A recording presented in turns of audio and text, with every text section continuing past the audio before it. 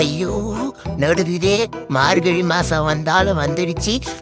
இந்த குளிர் தாங்க முடியல, நம்ம உடம்பு தாங்காது போல. ஒரு கட்டிங் போட்டாதான் வேலைக்கு ஆகும் போல. நம்ம கையில வேற காசு இல்ல, என்ன பண்றதுன்னே தெரியல.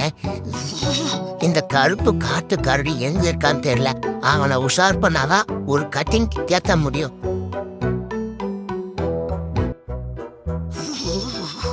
ஏய் மச்சான், எங்கடா இருக்க? டேய் மச்சான், ஒரு கட்டிங் மட்டும் வாங்கி வாடா. டேய் மச்சான், நானே ப்ரூஃப்னு சொல்லிட்டு என் பொண்டாடிக்கு 150 கெஞ்சி கூத்தாடி வாங்கிட்டு வந்து ஒரு குவார்டர் வாங்கி குடிச்சிட்டு இருந்தா.